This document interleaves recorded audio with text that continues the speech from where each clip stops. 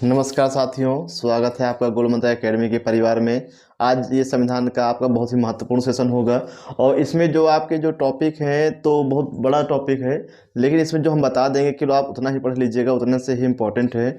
अगर हम बात करेंगे लोक लेखा समिति है, प्राक्कलन समिति है, लोक उपक्रम समिति है, तो लोक लेखा समिति, लोक उपक्रम समिति और प्राक्कलन समिति, ये जो तीन समितियां होती हैं यहीं से क्वेश्चन आपके आते हैं। और ये संविधान का आपका 22वां लेक्चर होगा, इसके पहले आपके 21 लेक्चर हो चुके हैं। तो स्टार्ट करते हैं। टॉपिक का नाम है संसद की समितियां।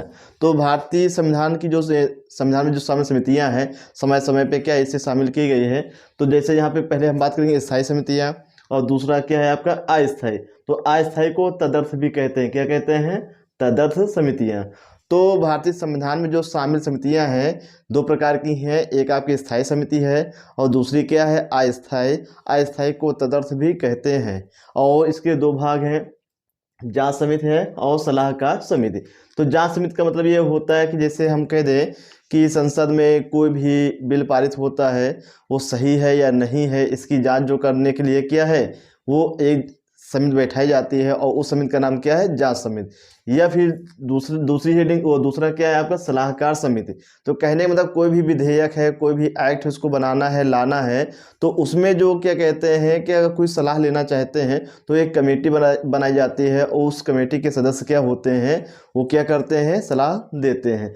अब यहाँ बात करेंगे इनका कार्यकाल क्या होता है। तो इनका कार्यकाल है, इनकी नियुक्ति है, ये कोई फिक्स नहीं है। तो ये पूरा संसद के ऊपर ये जिम्मेदारी दी गई है कि उनका कार्यकाल बढ़ा भी सकते हैं, घटा भी सकते हैं। अगर ये समितियां नहीं भी हैं तो कोई इनका बाउंडेशन नहीं है कि हाँ ये होना चाहिए, इसलिए इन्हें क्या कहा जाता है? अस्थायी समितियां। बाउंडेशन नहीं है कि ये होना चाहिए या फिर नहीं होना चाहिए। तो यहाँ हम बात करते हैं स्थायी समितियों की। तो स्थायी समितियों में हम देखेंगे लोक लेखा समिति है, प्राक्कलन समिति है, लोक उपक्रम समिति है। तो आपके जो पेपर में आता है तो इन्हीं तीनों से आता है, और इन तीनों में अगर हम बात करें लोक लेखा समिति और प्राक्कलन समिति से आता है। तो इन्हीं दोनों पॉइंट से क्या क्वेश्चन आपके यहाँ बनते हैं। बाकी आपको ये भी पढ़ना है, कभी कभी ये भी दे सकता है कि बताइए कौन सी समिति स्थायी समिति नहीं है, कौन सी समिति है जो स्थायी समिति नहीं है। तो ये आपको याद रखना है, ये सब क्या है? स्थायी समितियां हैं। तो पहले आपकी लोक लेखा समिति है, दूसरी है प्राक्कलन समिति है, और तीसरी लोक उपक्रम समिति, चौथी क्या है? कार्य मंत्रणा समिति, पांचवी क्या है? विशेषाधिकार समिति, और छठी क्या है? विभागीय समिति, और ये सातवीं क्या है? एससी एवं एसटी के कल्याण संबंधी समिति। तो कहने का मतलब है अनुसूचित जाति एवं अनुसूचित जनजाति से संबंधित जो कल्याण के लिए जो प्रावधान रखे गए हैं भारतीय संविधान में, संसद में, तो उनसे संबंधित जो जांच के लिए सही है या नहीं है, अच्छा है या खराब है, तो इसकी जांच कौन करता है? उनके लिए एक समिति बनाई गई है। तो अगर हम यहाँ बात करें तो यहाँ स्टार्टिंग से हम बात करें तो पहली आपकी हो जाएगी लोक लेखा समिति। लोक लेखा समिति। अब देखिए लोक लेखा समिति जो है ये जब देश आज़ाद नहीं हुआ था, आपको याद होगा कि 1919 भारत शासन अधिनियम, भारत शासन अधिनियम। तो 1919 भारत शासन अधिनियम, वहाँ पे पहली बार क्या लोक लेखा समिति का उल्लेख किया गया है, और 1921 से ही क्या है ये जो है लोक लेखा समिति चली आ रही है। और जब देश आज़ाद हुआ है तो भारत सरकार ने भी क्या उस समिति को अपने भारतीय संविधान में शामिल कर लिया गया है। और इसके पहले 1919 में एक आपने और पढ़ा होगा, मॉन्टेग्यू चेम्सफोर्ड सुधार, मॉन्टेग्यू चेम्सफोर्ड सुधार। तो इसी के सुझाव पर इस समिति का गठन किया गया था भारत शासन अधिनियम 1919 में। आपको ये याद रखना है कि लोक लेखा समिति जो है भारतीय संविधान में तो है ही, लेकिन उसके पहले भी जब अंग्रेजों का शासन था तो उन लोगों ने क्या इस समिति का गठन किया था, और किसके सुझाव पे, और उस अधिनियम का नाम था भारत शासन अधिनियम। और इसमें डालने के लिए क्या कमेटी गठित की गई है, वो है आपकी मॉन्टेग्यू चेम्सफोर्ड सुधार 1919, और ये भी क्या है 1919। और 1921 से क्या है लोक लेखा समिति क्या है चली आ रही है। और जब भारत देश आज़ाद हुआ है तो भारत सरकार ने भी क्या है इसे आत्मसात कर लिया है। उसके बाद देखेंगे हम सदस्य की बात करें तो यहाँ पे सदस्य कितने होते हैं। तो सदस्य टोटल कितने होते हैं? 22 होते हैं। तो ये हम देखेंगे 15 आपके लोकसभा से और 7 आपके राज्यसभा से। तो आपको ये याद रखना है कि लोक लेखा समिति में लोकसभा से कितने सदस्य होते हैं? 15 होते हैं। राज्यसभा से कितने होते हैं? 7 होते हैं। अगर टोटल पूछे तो 22 होते हैं। तो लोकसभा से 15, राज्यसभा से 7, टोटल 22। इनका कार्यकाल कितना होता है? 1 वर्ष होता है। इनका कार्यकाल कितना होता है? 1 वर्ष होता है। और इनका जो अध्यक्ष होता है कौन होता है? विपक्षी दल का। अब देखिए यहाँ पे विपक्षी दल का इसलिए बनाया जाता है कि अगर कोई सत्ता दल की सरकार है, कोई कार्य कर रही है, घोटाला कर रही है, क्या कर रही है, तो अगर विपक्षी दल का जो अध्यक्ष होगा कि उस पर रोक लगाएगा, तो इसलिए क्या होता है कि जनता को सरकार पे विश्वास हो जाता है या फिर रहता है। तो आपको याद रखना है कि लोक लेखा समिति का जो अध्यक्ष होता है वो जो है किस दल का होता है? विपक्षी दल का होता है। और विपक्ष के लिए लोकसभा में हमने बताया है कि टोटल का कितना? 1/10वां भाग। टोटल का 1/10वां भाग क्या है? अपोजिट पार्टी को लाना पड़ेगा। जैसे हम कह दें वर्तमान समय में कम से कम लोकसभा में 25 लोकसभा में क्या है? 55 और राज्यसभा में 25 क्या है? सदस्य होने चाहिए विपक्ष दल का दर्जा प्राप्त करने के लिए। ये भी क्वेश्चन आपसे पूछे जाते हैं कि लोकसभा में कम से कम कितने विपक्ष का दर्जा प्राप्त करने के लिए कम से कम कितने सदस्य होने चाहिए? 55। राज्यसभा में 25। अगर ये नहीं होता है तो आपका ये रहेगा आपका कि कुल का कितना? 1/10वां भाग। कुल का 1/10वां भाग विपक्ष का दर्जा प्राप्त करने के लिए होना चाहिए। आगे देखते हैं, कैग की रिपोर्ट की जांच करना कौन करता है? ये लोक लेखा समिति करता है। घोटालों का उजागर करना, जो जैसे घोटाले हो जाते हैं तो इसका उजागर कौन करते हैं? ये भी करते हैं लोक लेखा समिति के लोग करते हैं। इसे प्राक्कलन समिति की जुड़वा बहन भी कहा जाता है। इसे प्राक्कलन समिति की जुड़वा बहन भी कहा जाता है। क्वेश्चन आएगा कि प्राक्कलन समिति की जुड़वा बहन किसे कहा जाता है? लोक लेखा समिति को। लोक लेखा समिति को प्राक्कलन समिति की जुड़वा बहन कहा जाता है। अब हम आगे आएंगे। प्राक्कलन समिति है तो ये आपकी पहली हो गई, दूसरी हो गई। फिर से बता दें, आपकी लोक लेखा समिति और प्राक्कलन समिति, अगर आप पेपर उठा के देखेंगे, चाहे जो पेपर देखिए, चाहे पीसीएस हो, चाहे वनडे एग्जाम हो, अगर यहाँ से क्वेश्चन आते हैं केवल 99% जो है आपकी लोक लेखा समिति या प्राक्कलन समिति से ही क्वेश्चन आपको पेपर में देखने को मिलेंगे। तो ध्यान से इसको देखिएगा, लोक लेखा समिति और प्राक्कलन समिति। और ये नहीं कहते कि हाँ इनको नहीं देखना है, तो ये भी देखना है। तो लेकिन ये जो 2 हैं आपकी, ये सबसे ज़्यादा पूछी जाती हैं। अब देखेंगे प्राक्कलन समिति। तो प्राक्कलन समिति जो है ये 1950 में पहली बार गठित की गई। 1950 में पहली बार इसे गठित किया गया है। किसके सिफारिश पे? तो ये आपके हैं जॉन मथाई। कौन है? जॉन मथाई।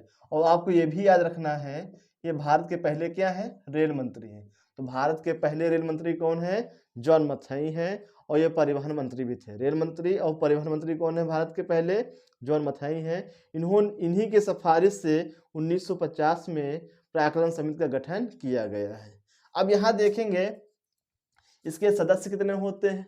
सदस्य इसके 30 होते हैं। अब देखिए यहाँ पे सदस्य कितने? 22। और यहाँ पे कितने हैं? 30। और यहाँ पे जो 30 सदस्य होते हैं ये सभी किससे होते हैं? लोकसभा से होते हैं। किससे होते हैं?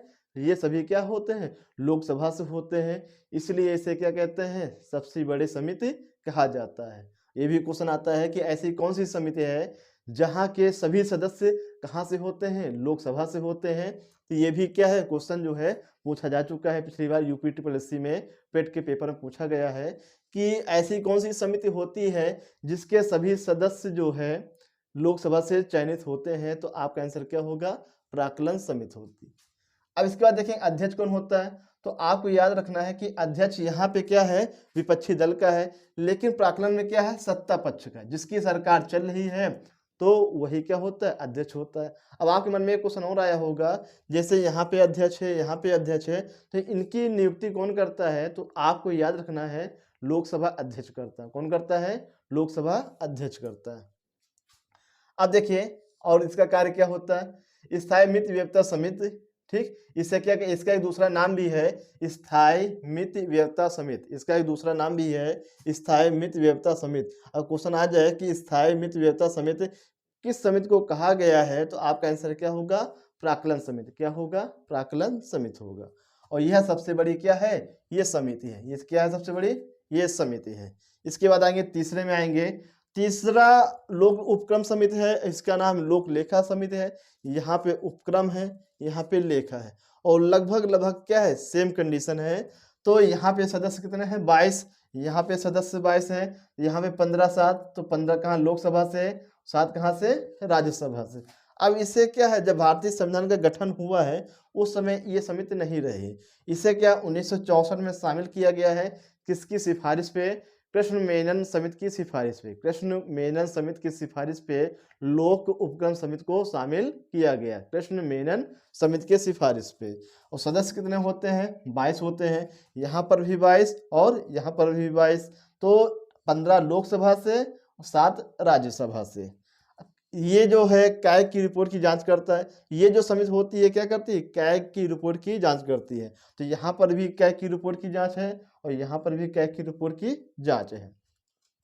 अब ये सरकारी कंपनियों की जांच करना, तो सरकारी कंपनियों की जांच कौन सी समिति करती है, ये आपकी करती है कौन, ये आपकी लोक उपक्रम समिति। और इसी में अगर आ जाए LIC वगैरह है आपका, जैसे हम कह दें एयर इंडिया है, तो जो आपकी क्या कहते हैं सरकारी कंपनियां हैं या फिर अर्ध सरकारी कंपनियां हैं, तो इनकी जो जांच करने की जो जिम्मेदारी किसके पास होती है, लोक उपक्रम समिति के पास होती है। तो इस प्रकार से आपको एक चीज और याद रखना है कि ये जो तीनों समितियां हैं ये वित्तीय समितियां हैं। कौन सी समितियां हैं, वित्तीय समितियां।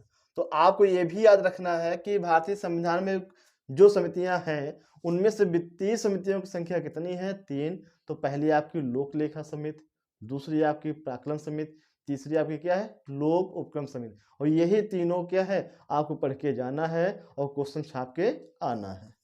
उसके बाद देखेंगे कार्य मंत्रणा समिति। तो कार्य मंत्रणा समिति देखिए, तो यहाँ पे देखेंगे कार्य मंत्रणा समिति, यहाँ पे लिखा हुआ है दोनों सदनों में अलग अलग समिति होती है। तो कहने का मतलब है कि कार्य मंत्रणा समिति ऐसी समिति होती है, लोकसभा में अलग होती है और राज्यसभा में अलग होती है। आपको ये याद रखना है कि लोकसभा में जो समिति होती है उसमें 15 सदस्य होते हैं और राज्यसभा में जो होती है उसमें 11 सदस्य होते हैं। ये भी आता है कि ऐसी कौन सी समिति है जो दोनों सदनों में अलग अलग बनाई जाती है, तो वो आपकी है कार्य मंत्रणा समिति। इसके बाद देखेंगे 5वीं अनुसूचित जाति एवं जनजाति कल्याण समिति। अनुसूचित जाति एवं जनजाति कल्याण समिति, तो इनसे भी वही संबंधित है। जैसे हम कह दें कि इसके जो सदस्य होते हैं कितने होते हैं, 30 होते हैं और 20 आपके लोकसभा से, 10 आपके होते हैं राज्यसभा से। तो आपको ये भी याद रखना है कि अनुसूचित जाति एवं जनजाति समिति में जो सदस्यों की संख्या कितनी होती है, 30। और यहाँ पे 20 होते हैं आपके लोकसभा से और 10 होते हैं आपके राज्यसभा से। और यहाँ पे होगा SC एवं ST के संबंध में रिपोर्ट की जांच करना। तो कहने का मतलब है SC एवं ST के कल्याण के लिए जो योजनाएं हैं, जो कार्य किए जा रहे हैं वो सही है या गलत, तो इसकी भी जिम्मेदारी किसकी होती है, इस समिति की होती है। तो इस प्रकार से ये आपका समाप्त होता है। तो फिर से एक बार हम देखते हैं, तो आपका जो इम्पोर्टेंट है लोक लेखा समिति, प्राक्कलन समिति और लोक उपक्रम समिति, और इन तीनों में सबसे ज्यादा आपका इम्पोर्टेंट है लोक लेखा समिति और ये आपको हो जाएगा प्राक्कलन समिति हो जाएगा। तो इस प्रकार से आपका वीडियो समाप्त होता है। जाते जाते क्वेश्चन पूछेंगे। आज का क्वेश्चन है कि पाकिस्तान में थार के मरुस्थल को किस नाम से जाना जाता है। पाकिस्तान में थार के मरुस्थल को किस नाम से जाना जाता है, इसका जवाब आप लोग कमेंट सेक्शन में लिख के बताएंगे। जय हिंद, जय भारत।